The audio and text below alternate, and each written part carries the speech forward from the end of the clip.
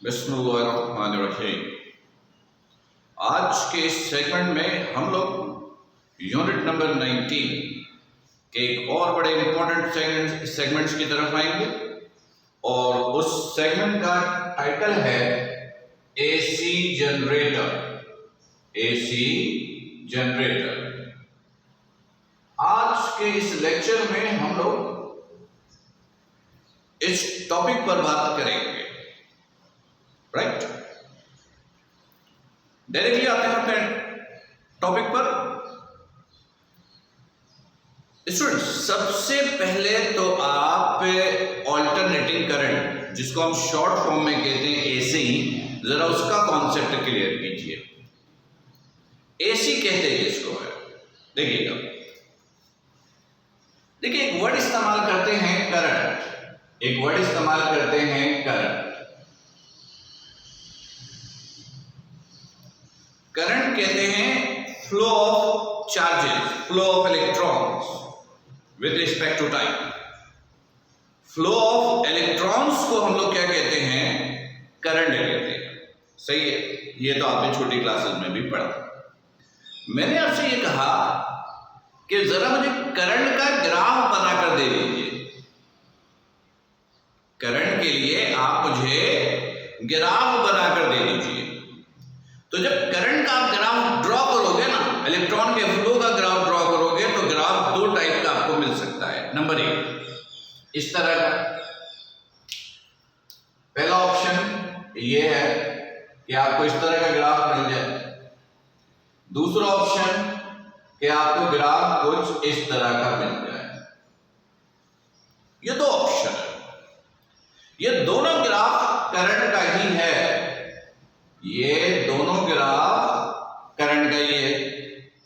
अच्छा,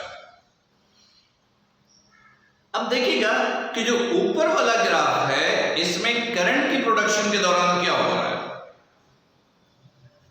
ऊपर वाला ये साइन पॉजिटिव, ये नेगेटिव, इधर ये पॉजिटिव। यहां पर फ्लो के दौरान इलेक्ट्रॉन ऑल्टरनेट अपनी डायरेक्शन चेंज कर रहा है। ऑल्टरनेट अपनी डायरेक्शन चेंज कर रहा है, plus minus plus minus plus minus.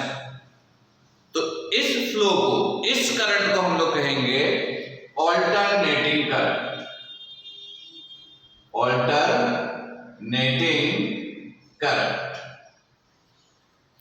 और शॉर्ट फॉर्म में इस करंट को हम लोग ऑल्टरनेटिंग के लिए ए और करंट के लिए सी, एसी, ऑल्टरनेटिंग करंट के लिए इस्तेमाल करते हैं।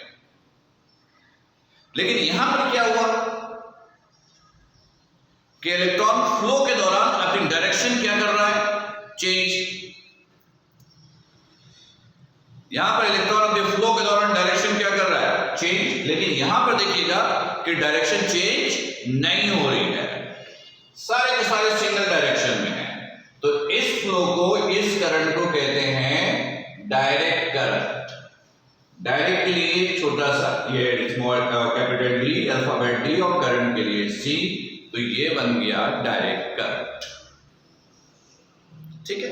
अच्छा, alternating current means that type of current in which direction is changing. अगर डायरेक्शन चेंज हो रही है फ्लो के दौरान, तो आप उस करंट को ऑल्टरनेटिंग करंट कहेंगे। और डायरेक्शन चेंज नहीं हो रही है तो वो डायरेक्ट करंट है, डीसी। तो हमारे पास ये एसी का वर्ड है, यानी ऑल्टरनेटिंग करंट। ऑल्टरनेटिंग करंट यानी हम लोग जिस जनरेटर की बात करेंगे उसमें ऑल्टरनेटिंग करंट प्रोड्यूस होगी। वैसे कि बता दूं कि ऑल्टरनेटिंग करंट जनरेटर या direct current generator, AC generator, DC generator, दोनों में कोई बड़ा फर्क नहीं है। एक माइनर सा फर्क होता है, वो at the end of the lecture हम देखेंगे कि वो माइनर सा डिफरेंस है क्या। Right, okay. अच्छा, ये भी याद रखिएगा कि ऑल्टरनेटिंग करंट जिसको हम लोग पढ़ना शुरू कर रहे हैं, इसकी जो फ्रीक्वेंसी होती है वो 50 हर्ट्ज होती है, यानी 50 साइकिल्स पर सेकंड कंप्लीट करता है। ये इसकी फ्रीक्वेंसी है। अच्छा, जनरेटर किसको कहते हैं? जनरेटर ऐसे डिवाइस को बोलोगे जनरेटर ऐसे डिवाइस को बोलोगे जो मैकेनिकल वर्क को इलेक्ट्रिकल एनर्जी में कन्वर्ट करता हो। मैकेनिकल वर्क को किस में कन्वर्ट करता हो? इलेक्ट्रिकल एनर्जी में, into electrical energy. Mechanical work को इलेक्ट्रिकल एनर्जी में कन्वर्ट करने वाला डिवाइस क्या कहलाता है? जनरेटर।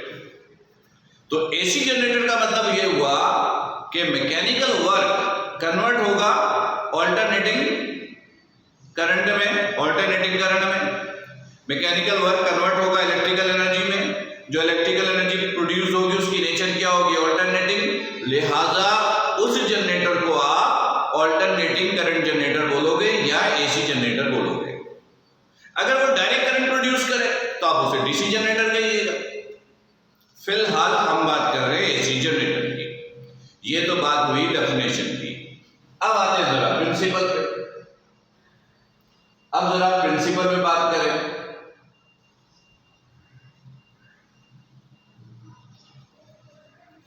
देखिए, फैराडे का जो लॉ है, फैराडे का जो लॉ है वो एसी जनरेटर का प्रिंसिपल है। Generator is the application of Faraday's law. यानी फैराडे लॉ जो कहता है वो इस इंस्ट्रूमेंट के अंदर परफॉर्म होता है। और फैराडेज का लॉ था क्या? कि कॉइल मैग्नेटिक फील्ड में मूव करेगा, पोजीशन चेंज होने की वजह से अप्लाइड मैग्नेटिक फोर्स चेंज होगी, मैग्नेटिक फ्लक्स चेंज होगा, ईएमएफ इंड्यूस होगा, और उस ईएमएफ को फ्लो कराओगे तो करंट प्रोड्यूस होगा। राइट? यही प्रिंसिपल है किसका? फैराडे लॉ का। फैराडे लॉ पे बहुत डिटेल में बात हुई थी। इसका मतलब ये हुआ कि प्रिंसिपल जो है जनरेटर का वो आपको क्लियर होगा। राइट?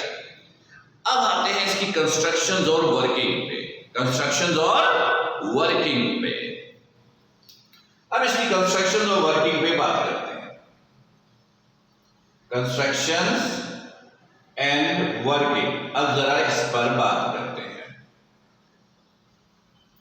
देखिए, सबसे पहली चीज चाहिए, अगर फैराडे के लॉ पर अमल करना है तो कॉइल को मैग्नेटिक फील्ड में तो मूव करना पड़ेगा। तो सबसे पहले चाहिए मैग्नेटिक फील्ड। मैग्नेटिक फील्ड किससे मिलेगा? मैग्नेट से। तो हमें यू शेप का हैवी और परमानेंट मैग्नेट चाहिए। परमानेंट मैग्नेट चाहिए। मैग्नेटिक फील्ड के लिए हैवी का मतलब मैग्नेटिक फील्ड बड़ी स्ट्रांग होगी, परमानेंट का मतलब है मैग्नेटिक फील्ड में वेरिएशन नहीं होगी। तो ये फर्स्ट कीजिए कि ये आपके पास यू शेप का एक मैग्नेट है। ये यू शेप का एक मैग्नेट है, ये नॉर्थ और ये साउथ, ये नॉर्थ ये साउथ। यानी ये मैग्नेट ऐसे है, यू शेप, ऊपर से बंद, ऊपर से एक सर्कल होल, उस होल को मैंने ऐसे दिखाया। देखिएगा, ये यू शेप, ऊपर से ये बंद, यहां से मैंने होल बनाया, तो होल को मैंने यूं करके दिखाया। ये होल है तो ये मैंने इस तरह दिखाया, ये और ये, नॉर्थ साउथ। अच्छा, हम लोग जब डायग्राम बनाते हैं ना, तो डायग्राम में ये पूरा हिस्सा नहीं शो करते। हम डायग्राम में सिर्फ ये हिस्सा शो करते हैं, इसको हटा देते हैं। होता ये यू शेप में ही है, लेकिन नीचे वाला हिस्सा सिर्फ स्पेस ऑक्युपाई कर रहा होता है, तो हम नीचे वाला हिस्सा अरेंज कर देते हैं, वो डायग्राम का हिस्सा हम नहीं बनाते। राइट? चलिए, ये बात हो गई। ये बात हो गई कि मैग्नेटिक फील्ड किससे प्रोड्यूस करेंगे? यू शेप के हैवी परमानेंट मैग्नेट से। ये मैग्नेट है। राइट? ओके। अब क्या चाहिए? अब चाहिए कॉइल जो इसके अंदर मूव करेगा। अच्छा, कॉइल कैसे बनता है इसके अंदर, जरा वो समझने की जरूरत है। देखिए, हम लेंगे एक सॉफ्ट आयरन सिलेंडर। क्या लेंगे? एक सॉफ्ट आयरन सिलेंडर लेंगे, सॉफ्ट आयरन सिलेंडर लेंगे, सॉफ्ट आयरन सिलेंडर लेंगे। आयरन की जो सबसे अच्छी क्वालिटी है, आयरन की जो सबसे अच्छी क्वालिटी होती है उसको कहते हैं सॉफ्ट आयरन। उसको क्या कहते हैं? Soft iron. तो एक सॉफ्ट आयरन का एक सिलेंडर लेंगे, वो ले लिया आपने, ये ले लिया आपने, ये ले लिया, ये सॉफ्ट आयरन का सिलेंडर है।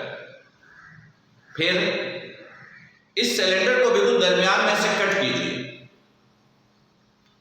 जैसे बर्गर बनाने के लिए आप बंद लेते हैं और बंद को छुरी से आप काटते हो, इसी तरह ये सिलेंडर कट होगा, ये सिलेंडर कट होगा। कट कर दिया, ठीक है। उसके बाद इसी मटेरियल का एक रॉड लीजिएगा जिसकी लेंथ इससे ज्यादा होनी चाहिए, तकरीबन लेंथ 1.25 टाइम्स या 1.5 टाइम्स तक भी चलेगा। यानी एक रॉड ले, ये रॉड लिया जिसकी लेंथ इससे ज्यादा है, ये रॉड लिया इसी मटेरियल का। फिर बॉल बेरिंग्स लेंगे, यानी छोटे छोटे बॉल्स, बॉल बेरिंग्स। उन बॉल बेरिंग्स को इस रॉड के ऊपर मुख्तलिफ जगहों पर प्लेस करेंगे। फर्स्ट कीजिए, मैंने ये बॉल बेरिंग प्लेस किया, ये बॉल बेरिंग प्लेस किया, सही कर दिया। उसके बाद ये जो सिलेंडर को आपने यूं कट किया था, इस सिलेंडर के दोनों सरफेसेस पर इस जैसा स्पेस बनाओगे, बना लिया। फिर इसको उसके ऊपर रखोगे, यानी उस स्पेस में, फिर उसको बंद करोगे और मशीन उसको कंप्रेस करेगा। कंप्रेस करेगा तो सिचुएशन ऐसी हो गई, यानी आपको रॉड का इधर से ये हिस्सा दिख रहा है, यहां से ये हिस्सा दिख रहा है, और अंदर वाला हिस्सा तो ऑब्वियसली ये आपको नजर नहीं आ रहा होगा क्योंकि वो तो अब अंदर हो गया है। ये सिचुएशन है, यानी ये इस तरह वर्क करेगा। जैसे ये रॉड है, ये ऊपर से सिलेंडर है, ये रॉड है, ये ऊपर से सिलेंडर है। अगर रॉड को आप यूं पकड़ के सिलेंडर को यूं घुमाएं तो ये बड़ी तेजी से घूमेगा, क्योंकि अंदर क्या लगी हुई है? Ball bearings. अंदर क्या लगी हुई है? Ball bearings. और ये सिलेंडर बॉल बेरिंग पे काम कर रहा है, यानी अंदर बेरिंग है, ऊपर से सिलेंडर है। ये बॉल बेरिंग्स सिलेंडर को तेजी से मूव करवाने के लिए इस्तेमाल होता है। जिस तरह मोटरसाइकिल है, ये साइकिल है, मोटरसाइकिल का टायर भी बॉल बेरिंग्स पे होता वर्क करता है, जो तेजी से घुमाने के लिए इस्तेमाल होता है। तो ये जो तैयार हुआ ना, जनरेटर की लैंग्वेज में इसको कहा जाता है आर्मेचर। इसको कहते हैं armature. It is a soft iron cylinder, soft iron cylinder, soft iron cylinder which works on ball bearings, जो बॉल बेरिंग्स पे काम करता है,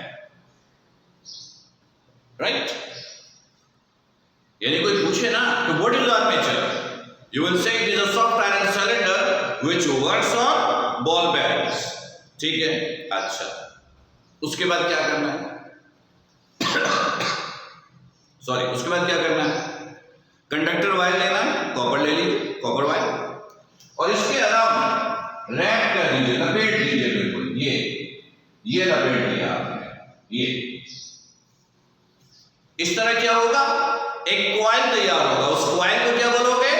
रेक्टेंगुलर कॉइल। उस कॉइल को क्या कहोगे?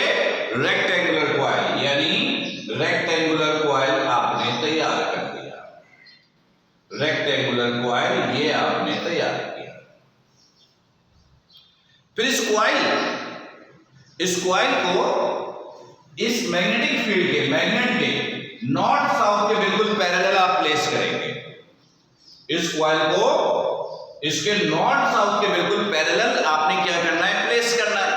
यानी ऐसे प्लेस किया, देखिएगा, ये प्लेस किया, ये प्लेस किया, ये रॉड दिख रहा है, ये कॉइल है, और ये वाला सरफेस ये नॉर्थ साउथ के बिल्कुल पैरेलल है। सही। अच्छा, उसके बाद क्या करेंगे?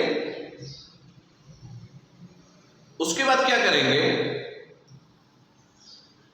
कॉपर की बनी हुई, उसके बाद कॉपर की बनी हुई 2 रिंग लेंगे इस डायमीटर का, कॉपर की बनी हुई 2 रिंग लेंगे और उसे कहते हैं स्लिप रिंग्स। क्या कहते हैं उसको? Slip rings. Slip rings. Copper की बनी हुई 2 रिंग लेंगे इस डायमीटर और उसको इस हिस्से पर प्लेस करेंगे, ये प्लेस करेंगे। सही। स्लिप रिंग क्यों कहते हैं वो आगे देखते हैं, आगे चल के देखते हैं। फिर एक और डिवाइस लेंगे जो रिवर्स एफ शेप का होगा, यानी इस शेप का।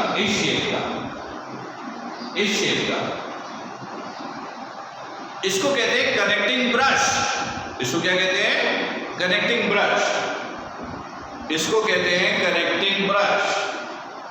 Connecting brush. इसको कहते हैं कनेक्टिंग ब्रश।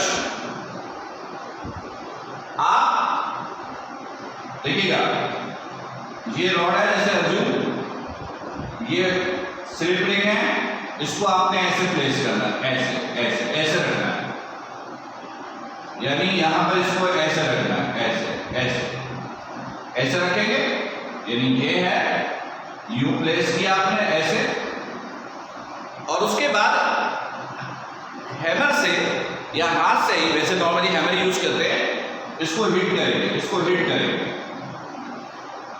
तो जो कनेक्टिंग ब्रश है ना, स्लिप रिंग के अंदर पेनिट्रेट कर जाएगा। स्लिप रिंग में स्पेस ग्रिप बनी हुई होती है, जैसे इसको हिट करोगे स्लिप रिंग में वो एंटर हो जाएगा, पेनिट्रेट हो जाएगा। और जैसे ही पेनिट्रेट होगा, ये स्लिप रिंग हल्का सा ऊपर की तरफ स्लिप करेगा, यानी मूव करेगा, और जैसे ही मूव करेगा ये कनेक्टिंग ब्रश कॉइल के साथ इन कांटेक्ट आ जाएगा, ये कॉइल के साथ इन कांटेक्ट। फिर सुनिएगा, ये जो कनेक्टिंग ब्रश रखा है एफ शेप का, उल्टे एफ है, उसको हिट करेंगे, स्लिप रिंग में वो पेनिट्रेट करेगा।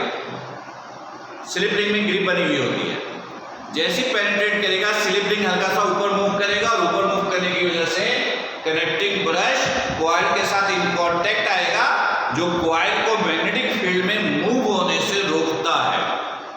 क्योंकि जब कॉइल को मैग्नेटिक फील्ड में रख दिया, मैग्नेटिक फोर्स एक्ट होगी, कॉइल तो मूव करना शुरू करेगा, तो कनेक्टिंग ब्रश उसको मूव होने से रोकता है, रोक के रखता है। राइट। अच्छा, अब देखिएगा, आपने जनरेटर को ऑन करते हुए देखा होगा, सेल्फ देते अगर बैटरी लगी हुई है, नहीं तो हम स्ट्रिंग को पुल करते हैं। स्ट्रिंग को जब पुल करते हैं तो वो इंसान अपना पोटेंशियल यूज करता है, सेल्फ यूज करते हो तो बैटरी का पोटेंशियल यूज करता है।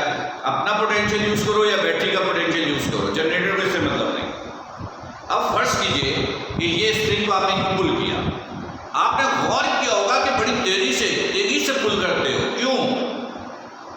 हमें स्लिप रिंग पर एक पर्टिकुलर अमाउंट में फोर्स एक्ट करनी होती है, हमें स्लिप रिंग को वापस नीचे की तरफ हल्का सा स्लिप करवाना होता है, और वो एक पर्टिकुलर अमाउंट की फोर्स पर ही पॉसिबल है।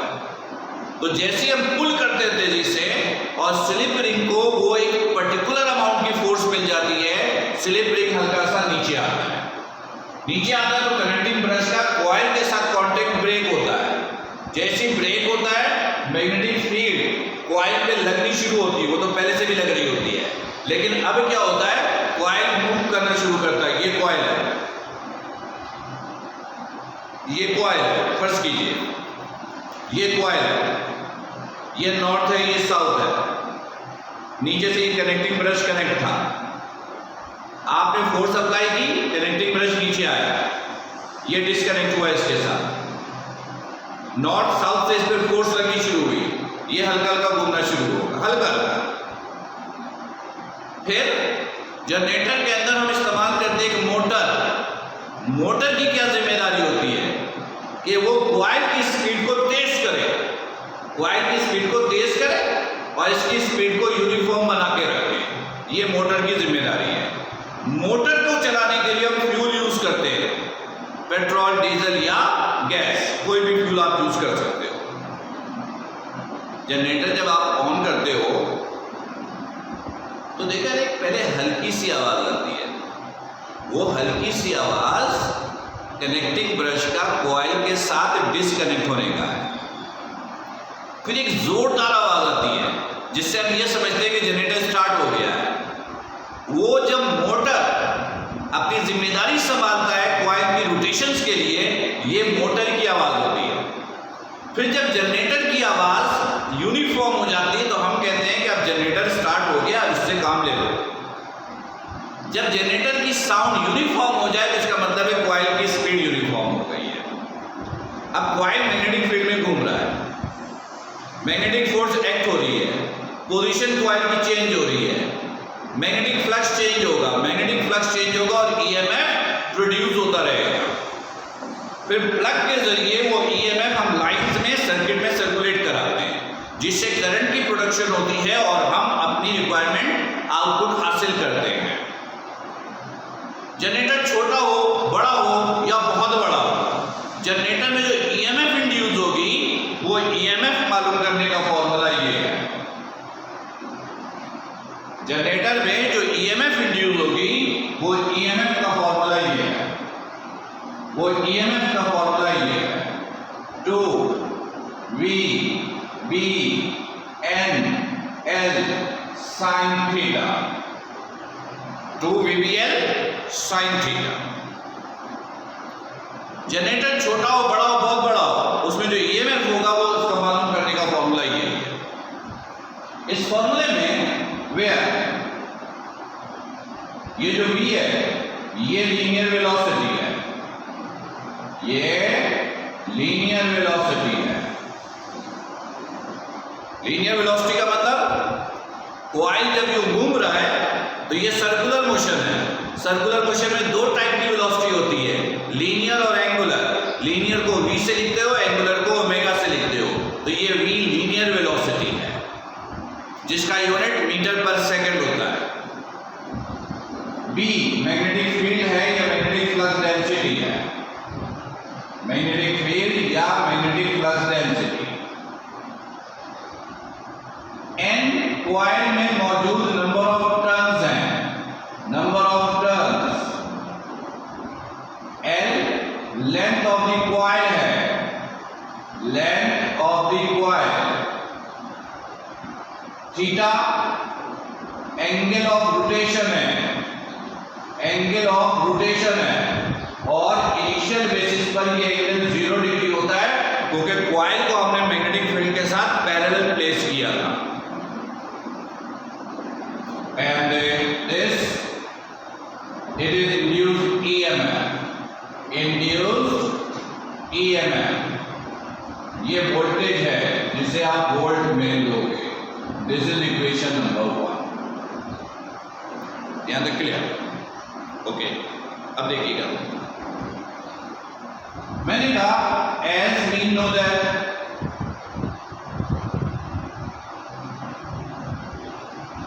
V बराबर होता है R ओमेगा के। ये आपने first year physics unit number 4 में पढ़ा था, जिसमें लीनियर वेलोसिटी और एंगुलर वेलोसिटी के दरमियान रिलेशन एस्टैब्लिश किया। अब देखिएगा,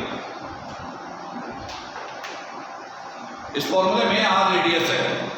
यहां जनरेटर में रेडियस क्या है देखिएगा, ये लेंथ है, ये ब्रेथ है, ये लेंथ, ये ब्रेथ, ये कॉइल मूव कर रहा है, ये कॉइल मूव कर रहा है, ये कॉइल मूव कर रहा है। तो सर्कल कौन सा बन रहा है? ये बन रहा है सर्कल, ये देखिए, ये घूम रहा है। तो सर्कल कौन सा बन रहा है? ये। तो सर्कल का डायमीटर क्या हुआ? जो कॉइल का ब्रेथ है, जो कॉइल का ब्रेथ है वो सर्कल का डायमीटर, ये जो कॉइल का ब्रेथ है वो सर्कल का डायमीटर है, ये है ना सर। डिवाइड करोगे तो क्या आएगा, रेडियस। इसका मतलब है कि यहां पर radius half of the breadth के बराबर है, हाफ ऑफ द ब्रेथ के बराबर है। पुट कीजिए यहां पर, then V is equal to half B, this is omega, this is omega। इस V की वैल्यू को इक्वेशन 1 में पुट कीजिए, put in equation 1, put in equation 1।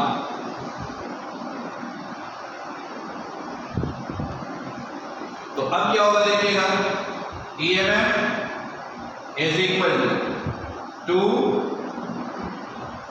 V की जगह half of the breadth, this is omega, ये V की जगह पुट किया, half of the breadth into omega, और B n L sin theta square है, इस कॉपी किया, n L sin थीटा ये एज कॉपी किया। यहां तक कोई प्रॉब्लम? अब देखिएगा 2 से 2 ये कैंसिल, ये रह गया, लेंथ और ब्रेथ को एक ब्रैकेट में लिखा, omega B N sine theta, ये है जिस कॉपी कर दिया, सही है। लेंथ इंटू ब्रेथ को आप लिखिएगा एरिया, क्या लिखेंगे, area, omega B N sine theta, ये है। यहां तो कोई प्रॉब्लम? अब देखिएगा, फर्स्ट कीजिए कि आपने एक जनरेटर जो है वो बनाया है, जनरेटर बनाया। जब जनरेटर बना लेते हो तो क्या होता है, मैग्नेट फिक्स हो जाता है, तो मैग्नेटिक फील्ड फिक्स हो गया, मैग्नेटिक फील्ड फिक्स यानी मैग्नेटिक फील्ड हो गया कांस्टेंट, मैग्नेटिक फील्ड क्या हो गया, कांस्टेंट। दिख नहीं रहा है शेड की वजह से, शायद 1 मिनट आप लोग जरा रुकिए। इधर देखिएगा, B मैग्नेटिक फील्ड ये हो गया कांस्टेंट, मैग्नेटिक फील्ड क्या हो गया, कांस्टेंट।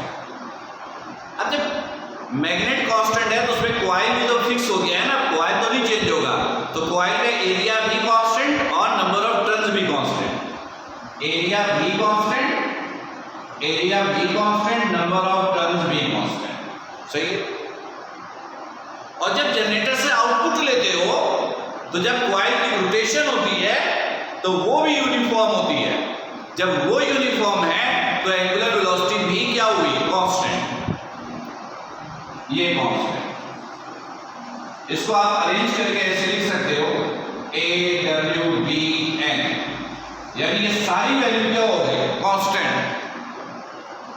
इस कांस्टेंट वैल्यू को हम लोग EMF नॉट का नाम देते हैं, किसका नाम देते हैं, EMF नॉट, मैक्सिमम EMF। तो ये फॉर्मूले की शक्ल अब जरा ये हो गई ना, EMF is equal to EMF naught, AWBN, AWBN इसके बराबर है EMF नॉट के, और sine theta as sine theta as, यहां तक क्लियर। फिर आपने पढ़ा है कि ओमेगा बराबर होता है थीटा ओवर टी के, तो थीटा बराबर हो गया ओमेगा टी के, ये एंगुलर वेलोसिटी का फॉर्मूला। तो थीटा की जगह लिखा आपने साइन ओमेगा टी, थीटा की जगह। फिर आपने पढ़ा है omega is equal to 2 pi over T. ये सारी चीजें आपने first year physics unit number 4 में पढ़ा था, जिसमें सेंटीमीटर एक्सेलरेशन, लीनियर और एंगुलर के दरमियान कैरेक्टरिस्टिक्स आप स्टडी कर रहे थे। इधर देखिएगा 2 पाई 1 ओवर टी, इसको आप ऐसे लिख सकते हो 2 pi into 1 over T. 1 over T किसके बराबर होता है, फ्रीक्वेंसी के, 1 ओवर टी इक्वल होता है फ्रीक्वेंसी के। तो आप ओमेगा की जगह क्या लिख सकते हो, EMF naught sine 2 pi L और ये DL। अब और से देखिएगा, जनरेटर के अंदर जो EMF इंड्यूस होता है वो डिपेंड किस पे कर रहा है? ये मैक्सिमम EMF, ये कांस्टेंट है, 2 पाई कांस्टेंट है। फ्रीक्वेंसी का मतलब होता है number of rotations complete in 1 second, यानी टाइम 1 सेकेंड और उसमें कंप्लीट होने वाला रोटेशन, ये फ्रीक्वेंसी है, ये फ्रीक्वेंसी है। इसका मतलब ये हुआ कि जनरेटर के अंदर जो EMF इंड्यूस होगा वो डिपेंड करेगा किस पे? वो डिपेंड करेगा number of rotations complete in 1 second पर। Number of rotations complete in 1 second पे ये डिपेंड करेगा। तो पेपर में हम ये पूछ सकते हैं कि prove that induced EMF in an AC generator always be directly proportional to the angle of directly proportional to the number of rotations complete in 1 second, right? यानी पेपर में अगर ये टॉपिक आया तो पेपर में हम पूछेंगे AC जनरेटर क्या होता है, AC जनरेटर क्या होता है। ये भी हो सकता है पूछे DC जनरेटर क्या होता है, फर्क कुछ नहीं पड़ता। वैसे आपका सिलेबस AC जनरेटर का है, अभी बताता हूँ AC DC में फर्क क्या है। जनरेटर क्या है, AC जनरेटर क्या है, प्रिंसिपल लिखिए। कंस्ट्रक्शन भी पूछी जा सकती है, नॉर्मली पूछेंगे नहीं। और फिर कहेंगे प्रूफ करो कि जनरेटर में जो EMF इंड्यूस हो रहा है वो फ्रीक्वेंसी के number of rotations complete in 1 second के डायरेक्टली प्रोपोर्शनल है, राइट? ओके, अब एक और इंपॉर्टेंट पॉइंट पर आते हैं। आपके ज़हनों पे एक सवाल आना चाहिए कि सर इस पूरे लेक्चर्स के दौरान ये कैसे पता चला कि जो EMF इंड्यूस होगा जब इसको हम सर्कुलेट कराएंगे तो ऑल्टरनेटिंग करंट प्रोड्यूस होगा। देखिएगा, ये कॉइल की रोटेशन है, EMF डिपेंड कर रहा है ट्रिग्नोमेट्रिक रेशियो साइन पर। साइन का जरा ग्राफ बनाते हैं, EMF का ग्राफ बनाते हैं। इधर देखिएगा, ये मैक्सिमम EMF देखिए, इधर देखिएगा, इनिशियली थीटा की यहां से लेते हैं, इससे ग्राफ बनाते हैं। इनिशियली थीटा कितना है 0, कॉइल मैग्नेटिक फील्ड के पैरेलल होता है, इधर नॉर्थ इधर साउथ, ये उसके पैरेलल, यानी थीटा की वैल्यू 0, साइन 0 0 0 मल्टीप्लाई बाय 0, यानी नो इंड्यूस EMF। अब कॉइल घूमना शुरू हुआ, यानी वर्किंग ऑर्डर में, फंक्शनल ऑर्डर में, ये घूम के 90 डिग्री पर आया। साइन 90 कितना होता है 1, और ये साइन थीटा की मैक्सिमम वैल्यू है। यहाँ पर EMF, यहाँ पर आप साइन थीटा की वैल्यू रखिए, ये 1 मैक्सिमम है, ये +1, ये -1। साइन थीटा की सबसे बड़ी वैल्यू कितनी होती है +1, 0 घूम के ये आया 90, मजीद घूमा 180, साइन 180 अगेन 0, यानी ग्राफ ये वापस 0 90 180, वापस घूमा 270, साइन 270 -1, साइन 270 -1, ग्राफ नीचे 0 90 180 270, अगेन ओरिजिनल एक्सिस पर 360, साइन 360 अगेन 0। तो देखिएगा कि जब आपने EMF का ग्राफ ड्रॉ किया तो उसकी नेचर कैसी आ रही है, ऑल्टरनेटिंग, पॉजिटिव फिर नेगेटिव। तो जो EMF बनेगा उसकी नेचर क्या होगी, ऑल्टरनेटिंग। जब उसको फ्लो कराएंगे तो उससे जो करंट प्रोड्यूस होगा वो भी क्या होगा, ऑल्टरनेटिंग, राइट? तो ये सारी बातें हम लोगों ने ऑल्टरनेटिंग करंट जनरेटर की है। अच्छा स्टूडेंट्स, अब देखिएगा कि अगर फर्स्ट करंट DC जनरेटर आ जाए तो AC और DC जनरेटर में फर्क क्या है, जरा वो समझ लीजिए। देखिए, AC जनरेटर में हमने स्लिप रिंग यूज किया था, एग्री, स्लिप रिंग। अगर आपको DC जनरेटर बनाना है तो स्लिप रिंग को रिप्लेस कर देते हैं स्प्लिट रिंग से। स्प्लिट रिंग से या उसको हम कम्यूटेटर भी कहते हैं। फिर सुनिएगा, स्लिप रिंग को अगर रिप्लेस कर दें स्प्लिट रिंग से, जिसको हम कम्यूटेटर भी कहते हैं, तो करंट एसी के बजाय क्या प्रोड्यूस होगा? डीसी। जो ईएमएफ प्रोड्यूस होगा उसकी नेचर एसी के बजाय क्या होगा? डीसी। क्योंकि स्प्लिट रिंग करता क्या है? कम्यूटेटर करता क्या है? कॉइल जो 360 पे घूम रहा था ताकि ऑल्टरनेटिंग करंट प्रोड्यूस हो, स्प्लिट रिंग की वजह से ये बस 180 डिग्री पे घूम सकता है, ये और ये वापस बस सिर्फ 180 डिग्री पर। और जब 180 पे घूमेगा तो ग्राफ कुछ इस तरह की प्रोड्यूस होगी। तो करंट कौन सा प्रोड्यूस होगा? डीसी करंट प्रोड्यूस होगा। एक बात याद रखिएगा, लाइफ को सेव करने के लिए हम लोग हाउस सर्किट के अंदर ऑल्टरनेटिंग करंट प्रोड्यूस करवाते हैं ताकि हमारी लाइफ सेफ रहे। ऑल्टरनेटिंग करंट अगर आपके बॉडी से ओपन बॉडी से टच हो जाए तो 1 सेकंड में 50 टाइम्स आपको इस बात की परमिशन देता है कि आप उससे दूर जाना चाहो तो चले जाओ। तो इस तरह हमारी लाइफ सेव हो जाती है। ऑब्वियसली हम दूर जाना ऑप्शन पसंद करेंगे, लेकिन डायरेक्ट करंट अगर बॉडी से टच हो जाए तो वो फिर ये मौका आपको नहीं देता है। ह्यूमन बॉडी एक अच्छा कंडक्टर है। हमारे बॉडी के अंदर जो ब्लड है वो आयनिक सॉल्यूशन है, वो करंट को फ्लो करने में, पास होने में बहुत अच्छी हेल्प करता है। और जब हमारे बॉडी को एज अ कंडक्टर वो यूज करता है तो हमारे बॉडी का ब्लड वो ड्राइव करता है, जिसकी वजह से हमारी मौत हो जाती है। राइट? तो स्टूडेंट्स जी, ये था आपके पास एसी जनरेटर का टॉपिक। उम्मीद है कि इसका कॉन्सेप्ट बिल्कुल क्लियर होगा। राइट? बिल्कुल क्लियर होगा। कोई कंफ्यूजन, कोई प्रॉब्लम हो तो उसको नोट कर लीजिएगा ताकि लाइव सेशन में आप मुझसे वो डिस्कस करें। अपना बहुत ख्याल रखिएगा। अस्सलाम वालेकुम।